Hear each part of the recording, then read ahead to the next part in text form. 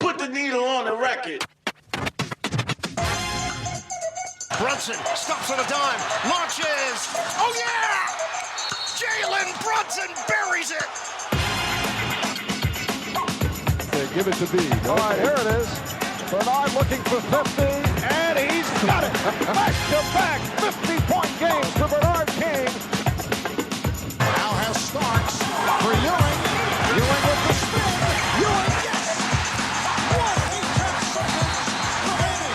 The Knicks lead by 1. Well, it's one of those weird moments. This is Tim's New York Knicks Unleashed, bringing you the championship edition.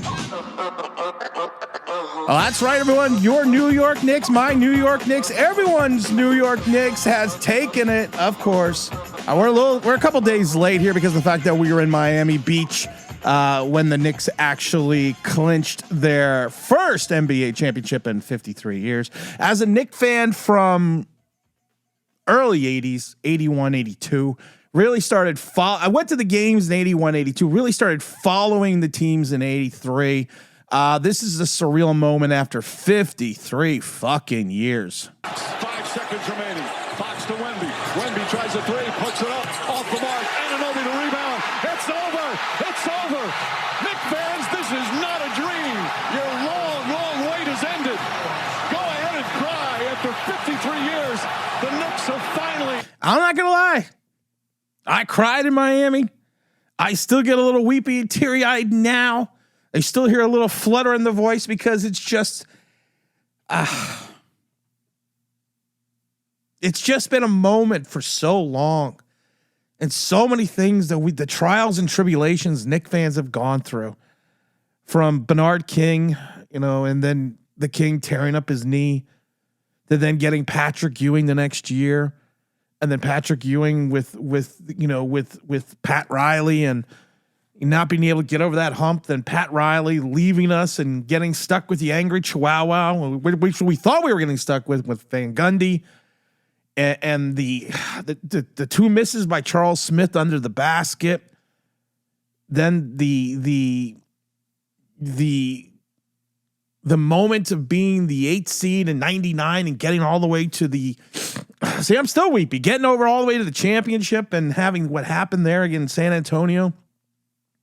And then just to have this moment in the sun, the doubters of Jalen Brunson, the doubters of Karl Anthony Towns, the inability to you get to the Eastern Conference Finals last year, you're not being able to get over the hump.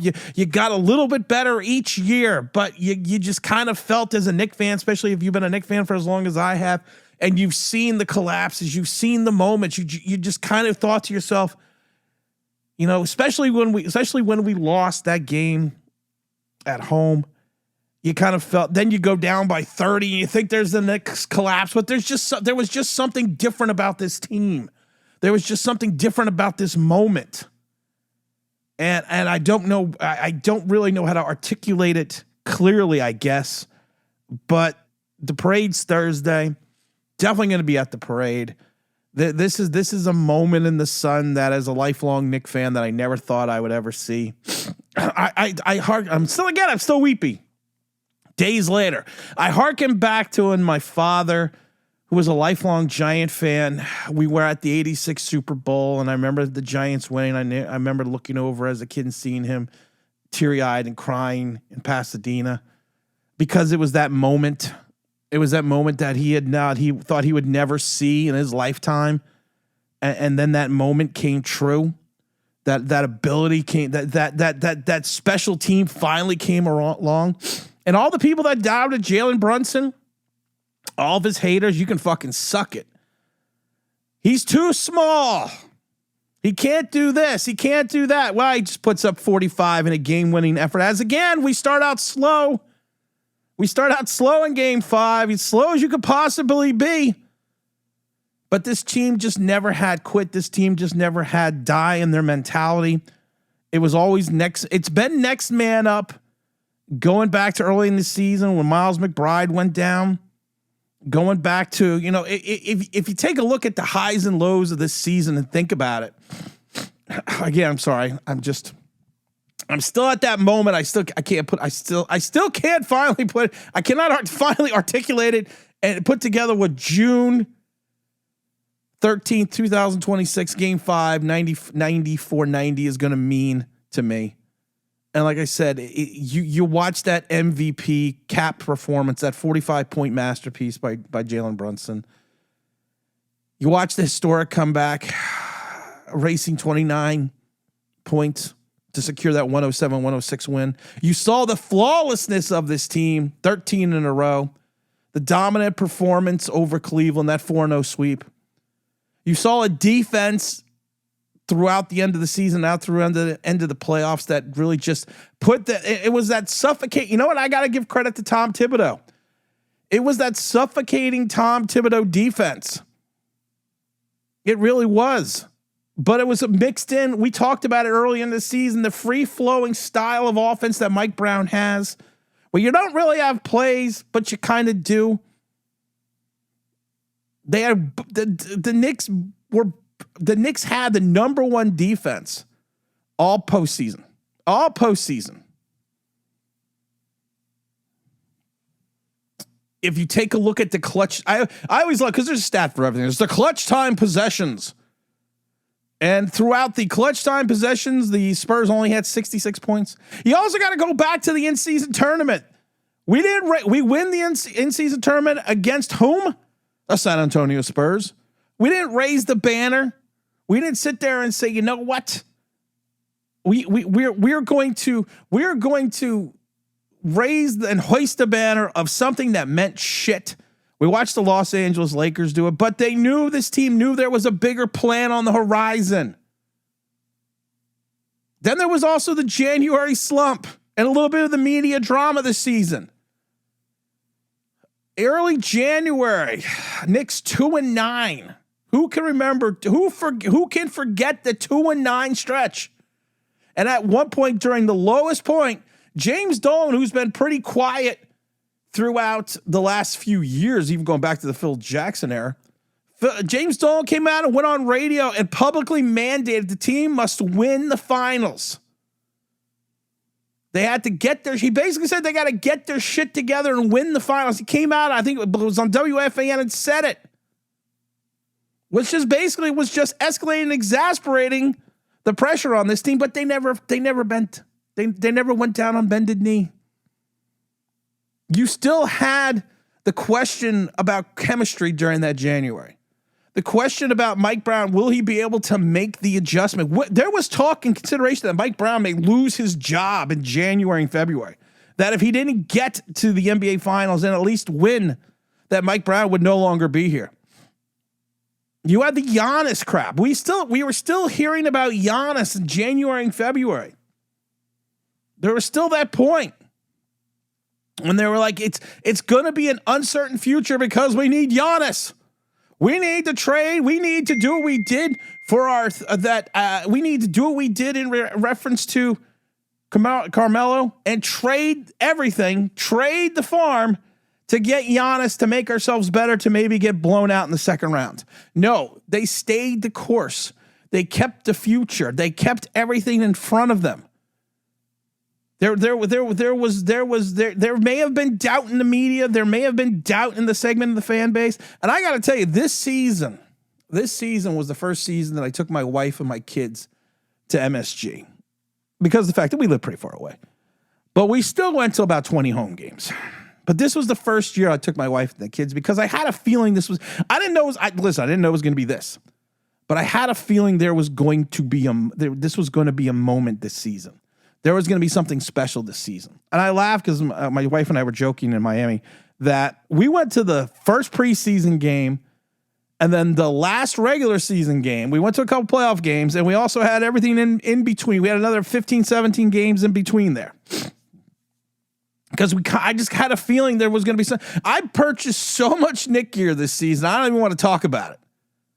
I don't even want to talk about how much Knick gear and how much Knick shit I've purchased. But I bought a ton. And I laugh because I went on as soon as they won. I'm online And I'm buying gear when I buy my Knick gear, I don't buy it from these other places. I go right to the MSG store. But I go out and get that Knick gear. And I was purchasing it just to do this. And I laugh because I think of the Nova Corps. These guys are the first guys that won a NCAA championship together, and now an NBA final. This was a starting five that sacrificed. Karl Anthony Towns sacrificed his own glory, his own statistics at times, for a lot of times, especially during this playoffs, to be the facilitator of this offense. He really was. And I love it because I've never seen a guy get a triple-double in the playoffs in Karl Anthony Towns and shoot 1 for 4 from the field. This was a guy that just got his rebounds. You heard all the crap Karl Anthony Towns had to put up with, even when he was elected to the All-Star game. And I got to give the big bodega, I got to give the cat his credit, his due. Same thing with Bridges. My God, you give up 5 first-round picks for Bridges, and how's that deal looking now? It's one of those things. Would you trade those 5, which we're never really good at drafting anyways, would you trade those 5 for a championship? And we did. It's a blueprint that Leon Rose put together. You got to, and I don't want to miss, I'm trying not to miss anyone, but you got to give a big shout out to Landry Shamet. Landry Shamet is a postseason savior. He shot 11 for 12 from 3-point during the Eastern Conference Final sweep against Cleveland. He signed a modest 3-year deal. We got to bring the Shamet. We have to find a way to bring someone like Shamet back. I don't think Mitchell Robinson is going to come back because I think Mitchell Robinson is going to go out and get paid. But Mitchell Robinson, another guy, a guy that we needed. He breaks the 5th metatarsal in his pinky all the way down to his wrist. And you know what? He still plays. He still plays and gives that flexibility. He still can't. He could. It wouldn't matter if he broke all of his hands and still plays. He still can't shoot free throws. But he had that defensive presence. He had that moment, and he had that period of time. And this was a team also. Like I said, if you look at the season, they had if you take a look at the playoffs, they had this road warrior mentality. 8 straight road wins. Set an all-time NBA record. Traveling thousands of miles. And like I said, this is a vindication of Mike Brown. He was put in a rough spot. He was put in a spot where it was, and I never envied Mike Brown, but he was put in a spot where he had to win. There was nothing short of coming in with the championship that Mike Brown had. That's just what he had to do. It was mandated. Like I said, it was mandated by the owner on the radio in January. This is a team also, I love it, that shot a season low 37.5% from the rim in Game 5. Struggled the entire time. You know what? Fuck it. They still win. I already see people worrying about the looming financial hell that we're going to be into. The Knicks are currently projected to $16.5 million below the highly restrictive second luxury tax apron. That tax apron at times strips the front office ability to basically, work on these contracts, use trades or exceptions. And like I said, Mitchell Robinson is probably not going to be here, but we have 1 first-round pick and 2 second-round picks, low first-round pick, high second-round picks. But I don't care. I don't care. Because every game next year, every game in the 26-27 season is going to be welcome to, can we do it? Welcome to MSG as the new world champion New York Knicks take on the Boston Celtics. That's what we're going to hear every fucking game next year. That's what we're going to hear. It's this moment. And like I said, these